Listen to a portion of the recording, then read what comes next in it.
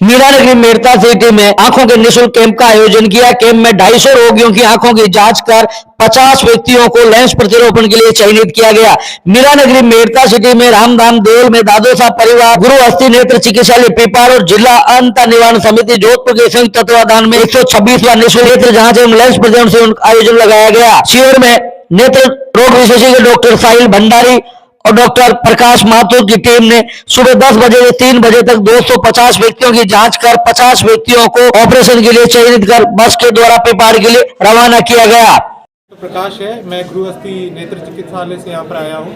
हम गुरु अस्थि नेत्र चिकित्सालय यहाँ पर निःशुल्क कैंप ऑर्गेनाइज करवाते हैं। जो ओल्ड एज के पेशेंट होते हैं उनमें हम मोतियाबिंद की सर्जरी फ्री में करते हैं और हमारी सक्सेस रेट 100% है। अभी तक हमारे पास कोई भी ऐसा पेशेंट नहीं आया जो ये बोले कि हमारा ऑपरेशन अच्छा नहीं हुआ है। सबकी हम अच्छी से हमारी कोशिश रहती है कि हम अच्छी से अच्छी सेवा अनेक सदस्यों ने व्यवस्थाएं और अपनी सेवाएं दी गई। तो पीपाड़ जिस हॉस्पिटल में ऑपरेशन उसका क्या नाम है और यह मेड़ता है किस प्रकार के जो आयोजन चल रहे हैं, जो आंखों को लेकर आप निःशुल्क जो कैंप लगाए जा रहे हैं, इसकी क्या प्रक्रिया है? ये है पीपाड़ सिटी में हॉस्पिटल है, गुरु अस्थि नेत्र चिकित्सालय नाम से है। ये ट्रस्ट का हॉस्पिटल है और हम यहाँ हर मंथली 2 कैंप ऑर्गेनाइज करवाते हैं, जिसमें हम सुबह आते हैं यहाँ पर और 10 से 12 के बीच में पेशेंट देखते हैं। हमें लगता है कि जिस पेशेंट का हमें ऑपरेशन करना चाहिए उस पेशेंट को सेलेक्ट करते हैं। उसके बाद हम उनको पीपाड़ सिटी हॉस्पिटल लेके जाते हैं, फिर उनका ऑपरेशन करते हैं, फिर अगले दिन उनको फिर हम रवाना कर देते हैं। फिर उनको जब भी उनको दिखाना हो उसके लिए हम पीपाड़ सिटी हॉस्पिटल बुलाते हैं। नहीं, यहाँ जो कैंप आयोजन किया जाता है तो किस प्रकार इसका रजिस्ट्रेशन है और किस प्रकार इनके ऑपरेशन के लिए क्या इनकी दिनचर्या, किस प्रकार की जो प्रक्रिया है से इनको गुजरना पड़ता है, क्या सिस्टम है यहाँ का?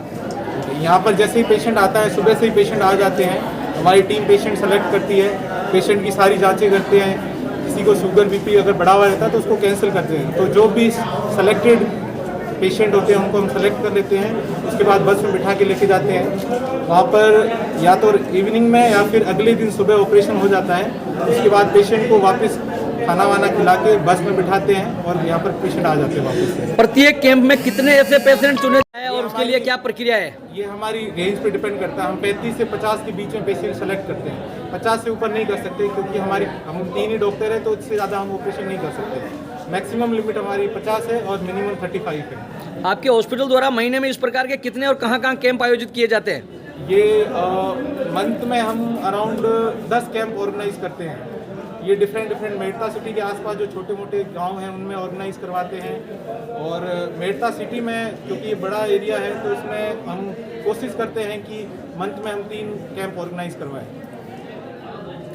दोस्तों, आज आपको ये बताना चाहते हैं कि मीरानगरी मेड़ता सिटी में एक आंखों का जो ऑपरेशन का कैंप है हर महीने लगता है, मगर यहाँ 35 से 50 तक ऐसे पेशेंट जो होते हैं जो ऑपरेशन के लायक जो होते हैं, उन्हें ऑपरेशन के डॉक्टरों की एक टीम जो होती है उनका सिलेक्शन किया जाता है और पेपाड़ ले जाकर उनका ऑपरेशन किया जाता है। वो बिल्कुल निःशुल्क होता है, यहाँ से लाने से ले जाने तक। उसके बाद वही पीपाड़ हॉस्पिटल में बुलाकर उनकी आंखों की पट्टी और उनके टाँके जो खोले जाने की संपूर्ण प्रक्रिया। तो डॉक्टर साहब, अब तक जो आपने कैंप करने के बाद ऐसे भी कई टिपिकल केस जाए हैं? क्या कह रहे हो? टिपिकल केस ऐसे आए हैं जहाँ कहीं आपके जाने के बाद कहीं ऐसी अव्यवस्थाएं हैं जिसको लेकर आप मानते हैं? सॉरी, मैं समझ नहीं पाया, आप क्या कहना चाह रहे हैं? कहीं ऐसे टिपिकल केस जो आप यहाँ ले जाने के बाद कहीं किसी प्रकार की कोई ऐसी अव्यवस्था हो गई है, आंखों में किसी प्रकार की कुछ गड़बड़ हो गई या कोई ऐसा हो, ऐसे कोई देखो, ऐसा लाखों में एक कॉम्प्लिकेशन होती है। किसी का फैला होता है लेंस बिठाने का, वो कभी कमज़ोर होता है तो उसमें लेंस नहीं बैठ पाता है। उन केसेस में हम एक सेकंड ऑपरेशन करते हैं, वो 1.5 महीने बाद होता है। उसमें हम लेंस डालते हैं सेकंड सर्जरी करके, बट उसमें भी रोशनी आ जाती है 100%। उसमें कोई ऐसे नुकसान वाला वो नहीं रहता है। जैसे लास्ट टाइम एक पेशेंट था, उनका बैग कमज़ोर था तो उसमें लेंस नहीं बैठ पाया था, तो हमने उनको वापस 1 महीने बाद बुलाया है। वो भी ऑपरेशन हम बिल्कुल निःशुल्क करते हैं। डॉक्टर साहब, इस समय युवाओं पे सबसे ज़्यादा मोबाइल और लैपटॉप से पढ़ाई को लेकर होते हैं, उन बच्चों को किस प्रकार ध्यान रखना चाहिए जो कम से कम युवा है और आने वाला जो पढ़ाई जो डिजिटल युग आता जा रहा है उसके लिए बच्चों के लिए रोशनी क्या? सबसे पहले जो बच्चों को नियर वर्क कम करना है। जो पास का काम है जैसे फ़ोन चलाना हो गया, पढ़ाई हो गई, वो हो सके उतना ज़्यादा कम करना है, क्योंकि उसकी वजह से चश्मे का नंबर बढ़ता है जिसमें मायोपिया बोलते हैं।